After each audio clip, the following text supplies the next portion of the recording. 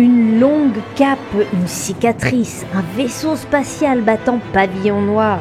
Vous l'avez reconnu, Albator, le corsaire de l'espace. Le film tiré du manga de Leiji Matsumoto sort au cinéma.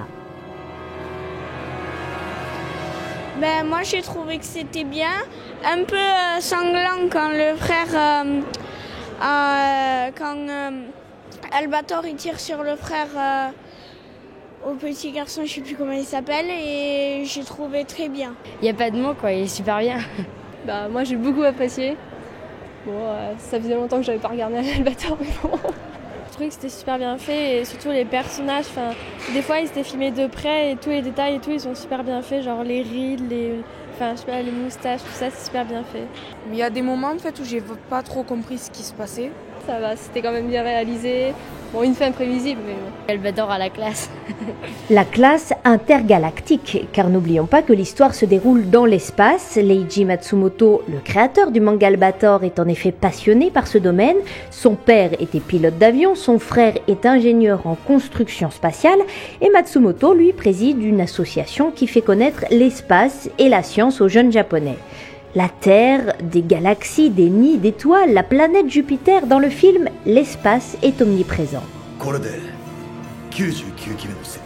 un moment qui était bien, c'était quand il est venu à la fin, c'est pour quand il y avait le rayon de la planète Jupiter qui s'est mis pour le contrer. En fait, ils avaient inventé un rayon transplanté dans le centre de Jupiter.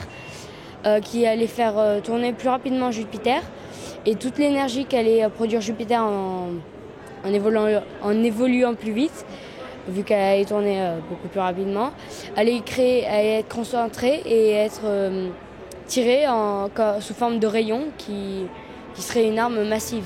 Il fait tourner les anneaux pour avoir un alignement, je crois, pour envoyer un rayon. Bon, c'est pas très clair tout ça, il faut dire que le scénario est un peu confus et qu'il s'agit de science-fiction.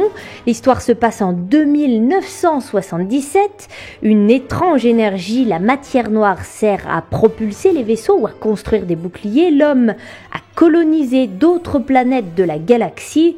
Impossible, non ? Le temps d'y aller, sortir de la galaxie, survivre, trouver un remède pour ni vieillir ni mourir. Je pense qu'avant que ça puisse arriver, il faudrait des millénaires et des millénaires. Je ne pense pas que la matière noire, elle existe parce que comme on voit bien dans le film, c'est la fille qui l'a fait générer. Et pourtant, Jupiter est bien une planète de notre système solaire, la plus grosse, composée essentiellement de gaz et entourée d'anneaux. L'homme voyage dans l'espace, il envoie déjà des robots sur Mars. Et puis, la matière noire, c'est un phénomène astrophysique réellement étudié par les scientifiques.